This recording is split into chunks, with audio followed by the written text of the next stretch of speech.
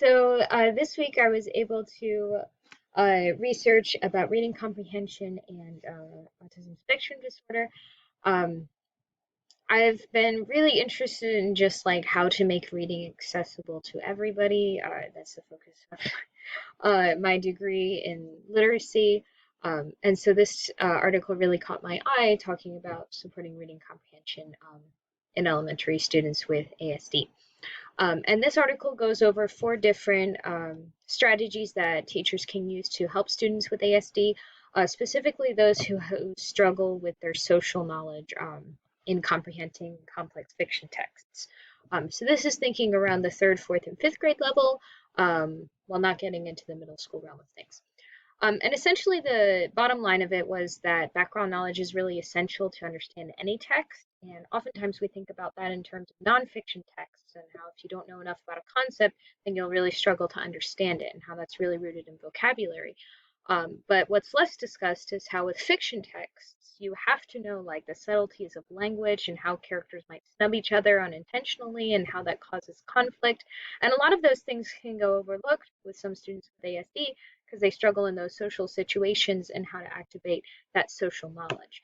And so they need certain strategies, not just modified versions of classroom ones, but ones specifically tailored to their needs in this area in order to comprehend these texts. Now, there were four strategies that were presented in the article that are research-based, and they gave evidence from other studies that supported these, as well as gave some case studies that supported their inferences. These were activate social background knowledge, encourage series in familiar genres, identify figurative language, and use graphic organizers to support perspective taking.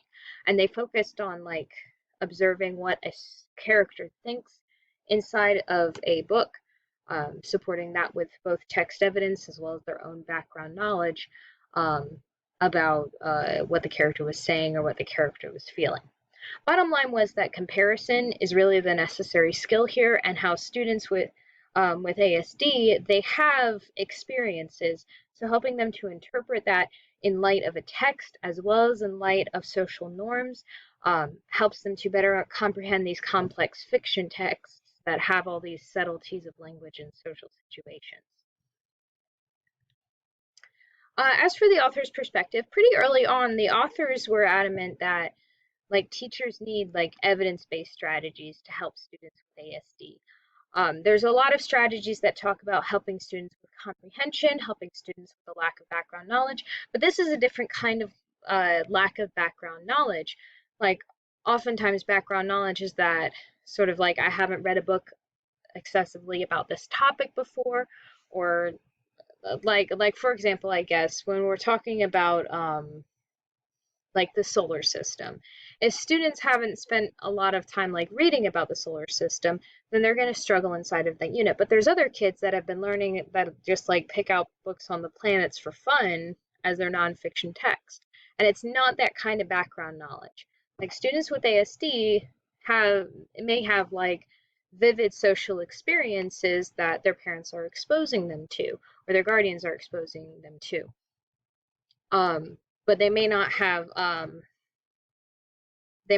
that connection between what was happening in that social situation that caused it to either go well or caused it to go wrong. And so that extra support to compare their experience with what's going on in a complex fiction text is really necessary. But there's not a lot of evidence-based research on what works and what doesn't. Hence why this is quite why there's only four strategies mentioned.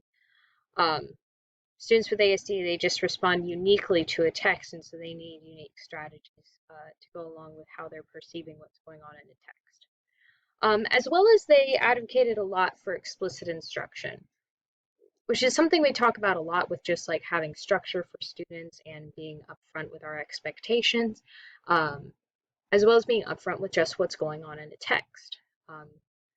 The authors advocated for doing read alouds, think alouds, and having students bring up what they see as like being those subtleties of language and something like figurative language, what's going on in text, and talking as a whole group and being like, okay, like for one of the examples, they were doing a read aloud, and the character was facing all these subtle conflicts, both within themselves and outside of themselves. And the teacher was discussing these conflicts, and it got to a point of like, what are all of the things that our character is afraid will happen or thinks will happen? And one of them was some absurd, like fantasy, nightmarish sort of thing. And the teacher, like, and one of the students with ASD had brought it up, and the teacher didn't say, oh well, that's not a real conflict. She said, oh okay, that is one of the conflicts that our character is facing. Is that something that would happen in real life? And when everyone resoundingly was like, no, that's not something that happens in real life, it was something ridiculous with like cat tornadoes or something like that, then she was like, okay, so that's an exaggeration in our text, that's an example of hyperbole, which was something the student with ASD was struggling with, was identifying that hyperbole, that part of figurative language. And so that was like kind of the example of just being upfront and like modeling it during the lesson, making anchor charts, and not dismissing an idea as just like, oh, that's not a conflict that would happen in real life. Like, it's important to discuss that these are conflicts in the text that our character is facing, and recognizing that this isn't going to be one of our main conflicts because it's an exaggeration. It's part of that hyperbole. But doing that explicitly instead of expecting them to catch on automatically. Oftentimes with fiction, which we'll see in a second on my opinion, is that we expect fiction to be caught onto automatically. When our struggle standards were published at the beginning of January, our literacy coach helped get us all of that together. Pretty much all of the standards our students are struggling with are those nonfiction standards. They struggle with structure, they struggle with author's perspective, and there was only one fiction standard that they scored low on, and that was theme. No, it wasn't theme. It doesn't matter what it was. Point being, we spend so much time focusing on informational texts because that's, of course, what students mainly need in the workforce. However, fiction is something that students with ASD can really struggle with because so much of it is based on social norms. Even texts that are based in fantastical worlds that are assumed to be otherworldly, they're still based in that social conflict. And so it can't be something that we assume is done automatically. These strategies for comprehension also usually focus on literal memory and then structural analysis. They tend to be what was literally in the text. Let's make a graphic organizer of main ideas, details, central ideas, and theme. And then let's make something that helps us analyze using all of our like text structure details.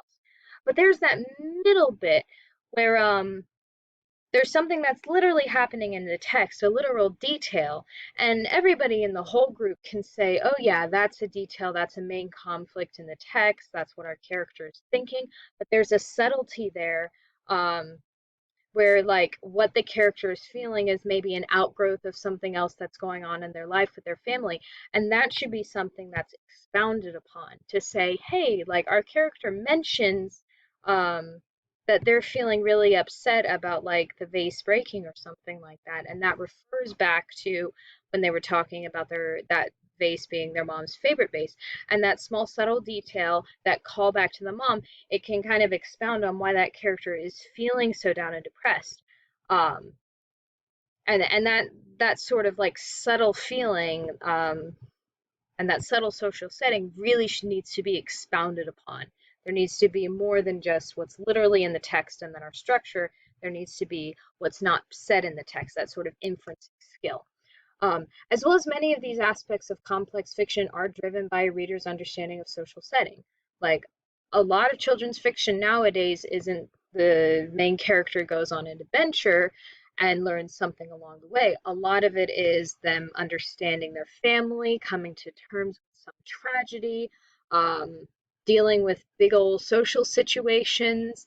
And so a lot of fiction nowadays that students are expected to read, that's exactly the sort of thing that they'll run into. And students with ASD, they might be automatically expected to understand what's going on socially in a text, but we shouldn't expect that of them because they need support in that area.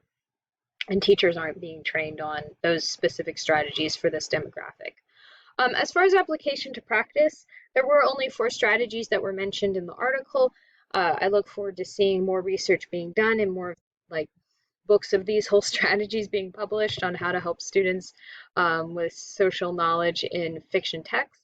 But for now, using comparison is a big deal. Students need to know how to explain their own experiences and then compare that with what's going on to a text, as well as contrast their own character with a character in the text and see where their differences, what are some experiences that this person has that I don't have, that I might need to look a little deeper into.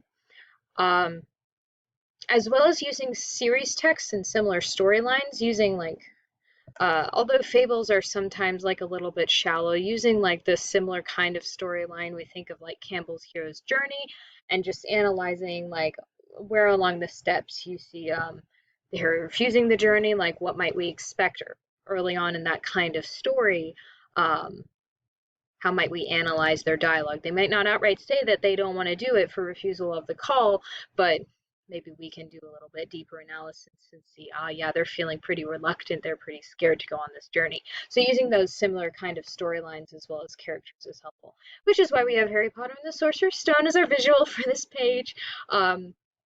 Students with ASD, as well as all students, can feel very, very motivated when they successfully read a first text, then the other text. They can follow the same sort of characters, they can track their development, as well as they already have the background knowledge of what these characters have done and said, that is then informing what they're doing in the present. So, and it gives them some practice to just work independently instead of being frustrated in class. But yeah, and there are my references. We looked a little bit at reading rockets to discuss background knowledge in depth, as well as the article itself by Henry and Solari. All right, thank you. I hope you have a great week.